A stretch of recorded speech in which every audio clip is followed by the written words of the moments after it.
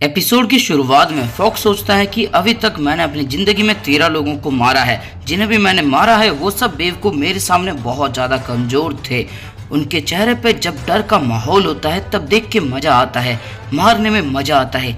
लेकिन अभी जो आर्मी मेरे सामने खड़ी है और हम देखते हैं एक सोल्जर एक बंदे का हाथ काट देता है, उसके दोनों हाथ एक ही साथ काट देता है और वो स्माइल कर रहा होता है। ये सब देख के फॉक्स डर जाता है और सोचने लगता है कि मुझे डर लग रहा है, मुझे बहुत ज्यादा डर लग रहा है। ये कमीने बहुत ही मजे से यहाँ पे लोगों को मार रहे हैं। हम देखते हैं किसी का पैर इन्होंने काट दिया होता है, किसी का सर काट दिया होता है, किसी की आंखें नोच ली होती है। बहुत ही बेरहमी से इन लोगों ने इन सबको मारा होता है। इसके बाद हम देखते हैं अचानक से बैजर एक बंदे से फाइट कर रहा होता है, लेकिन वो बंदा बैजर का हाथ काट देता है। लेकिन इसके बावजूद बैजर लड़ते रहता है। ये सब देख के फॉक्स बहुत ज्यादा हैरान हो जाता है और वो आगे बढ़ना चाहता है, बैजर की मदद करना चाहता है, लेकिन इसके पैर कांपने लगते हैं, ये आगे नहीं बढ़ पाता। इसके बाद एक बंदा बोलता है कि आखिरकार बैजर उनसे कैसे लड़ पा रहा है, जॉन्स वाइकिंग के सामने वो कैसे टिक पा रहा है। और इसके बाद हम देखते हैं वो बंदा बैजर को मारने वाला होता है, लेकिन तभी अचानक से स्नेक यहाँ पे आ जाता है और उस बंदे का गर्दन उड़ा देता है। इसके बाद स्नेक बोलता है फॉक्स बैजर को यहाँ से ले जाओ,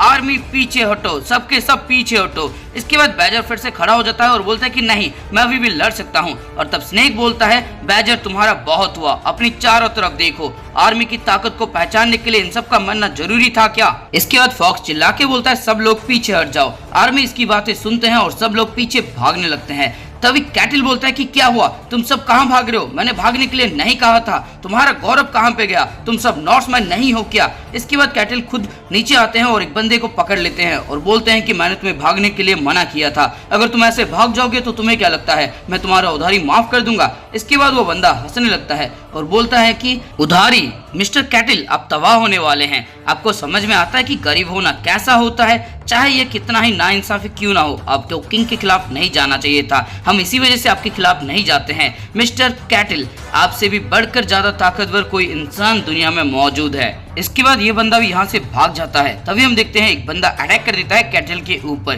कैटल का हेलमेट उड़ जाता है। कैटल जिंदा है या फिर मर गया ये तो पता नहीं, लेकिन तभी वुल्फ बोलता है योर मैजेस्टी, लगता है किसी ने कैटल को मार दिया है। और इसके बाद किंग बोलते हैं कि क्या, लेकिन मैंने तो कहा था कि उसको जिंदा पकड़ना है। वुल्फ बोलता है मुझे माफ करना योर मैजेस्टी, लेकिन मैं खुद जाके वहाँ पे चेक करके आता हूँ। और जो सोल्जर यहाँ से भागने की कोशिश कर रहे हैं उनका पीछा जॉन्स वाइकिंग करी है और उनको एक एक करके खत्म करी है। इसके बाद किंग बोलते हैं ये भी मेरे ऑर्डर के खिलाफ है, फ्लोरकी को बोलो कि उनका पीछा ना करे। इसके बाद वुल्फ बोलता है कि योर मैजेस्टी और यहाँ से निकल जाता है। इसके बाद हम थॉर्गिल को देखते हैं जो किंग के पीछे आ चुका होता है और बोलता है कि पता नहीं उसका गार्ड उसे छोड़ के क्यों चला गया, लेकिन यही मेरे पास मौका है। और ये तेजी से आगे बढ़ने लगता है।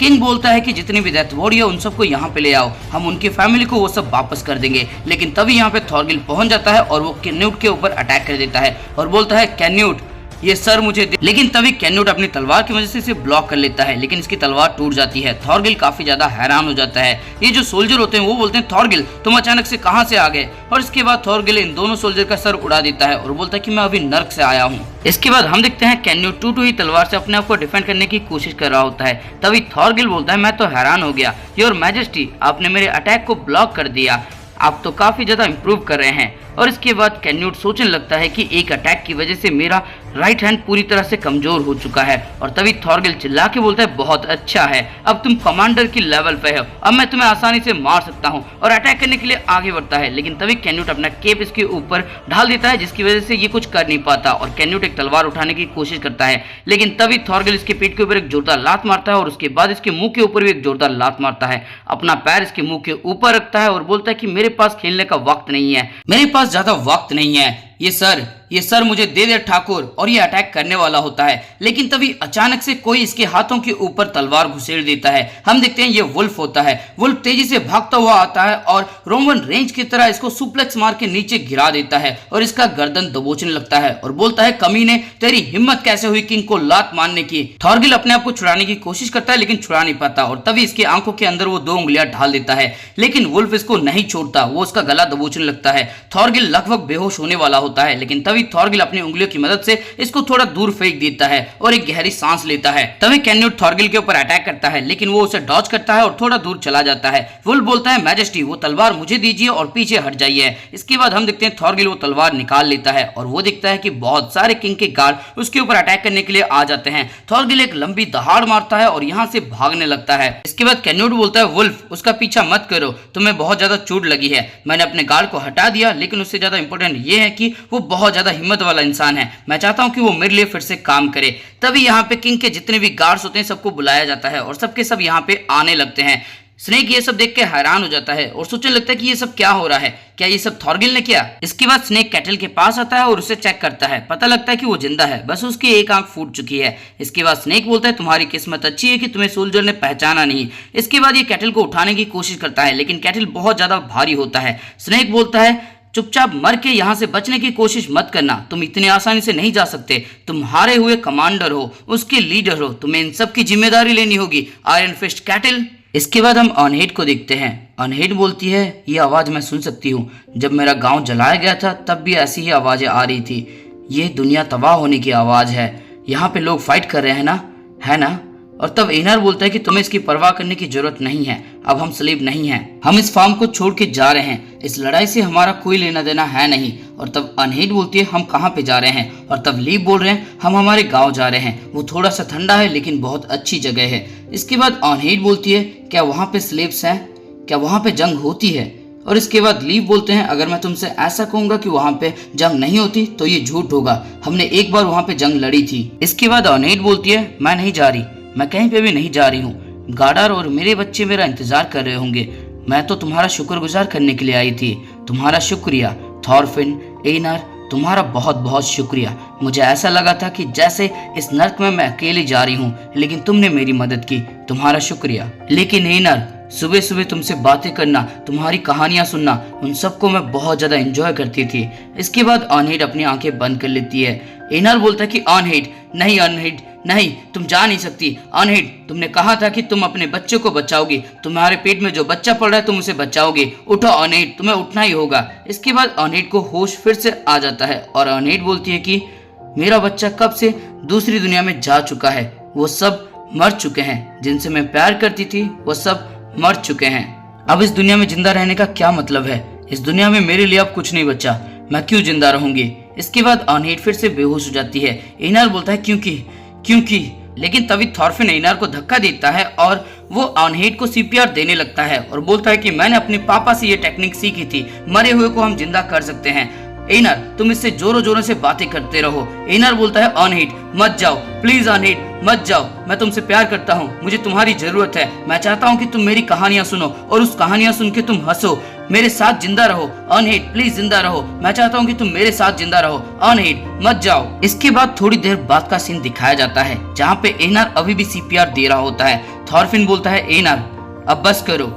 इसके बाद एनर रुक जाता है। हम देखते हैं एनर सीपीआर दे दे के बहुत ज्यादा थक चुका होता है और अनहेड की मौत यहीं पे हो जाती है। एनर बहुत ज्यादा हैरान हो जाता है, लेकिन साले कैटल अगर तू मेरे को मिलेगा ना तो तेरे नुन्नू को फांसी दे दूंगा मैं। इसके बाद थॉरफिन अनहेड को अपनी बाहों में ले लेता है और बोलता है दूर वेस्ट की तरफ समंदर को पार होने के बाद एक ऐसी जगह है जिसे विनलैंड कहा जाता है, जहाँ पे स्लेवरी नहीं होती, जहाँ पे जंग नहीं होते, वो एक ऐसी जगह है जहाँ पे तुम बिना तकलीफ के जी सकती हो।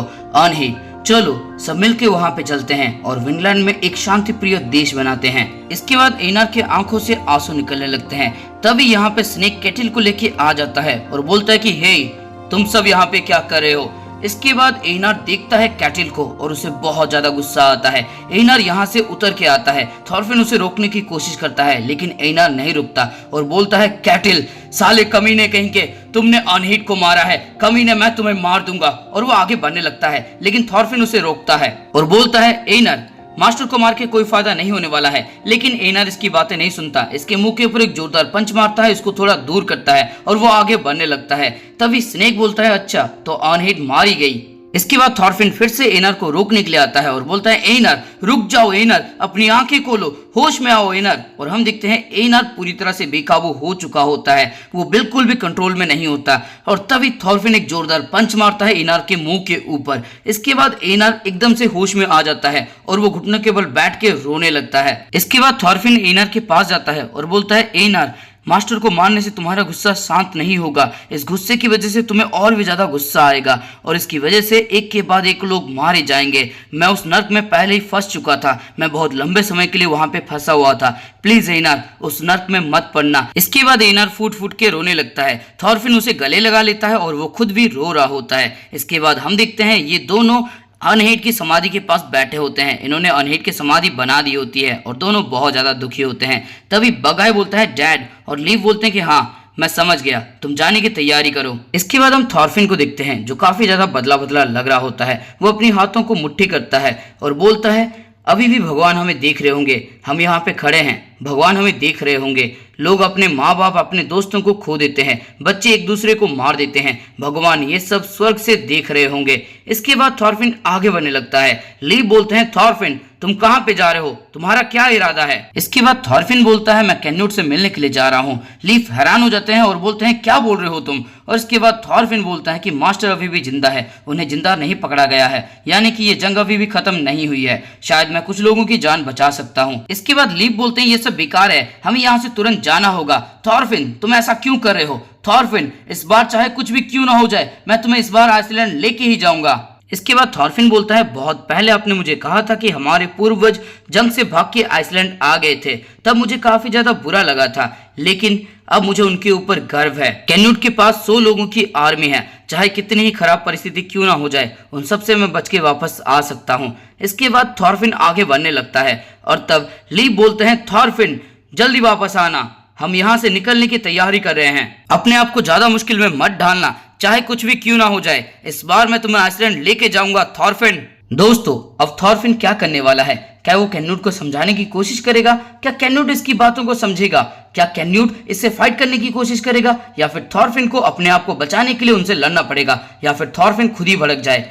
आगे क्या होने वाला है ये तो हमें अगले एपिसोड में ही पता लगेगा। और इस वीडियो को देखने के लिए इस वीडियो को लाइक कर दो, कमेंट करके कुछ भी अच्छा सा लिख दो, कम से कम यही लिख दो कि तुम कैटल को कितना ज्यादा गाली देना चाहते हो, और साथ में इस वीडियो को अपने दोस्तों के साथ या फिर किसी एनिमे लवर के साथ शेयर कर देना। और अगर चैनल पर नए हो तो फिर चैनल को सब्सक्राइब करो और उसके बाद घंटा या फिर घंटी जो भी तुम्हें दिखेगा उसको बजा देना। उस घंटी के ऊपर तुम एनआर को पटको या फिर कैन्यूट को पटको, हमको घंटा कोई फर्क नहीं पड़ता, बस घंटी की आवाज हमको सुनाई देनी चाहिए, एकदम टन करके आवाज आ जानी चाहिए।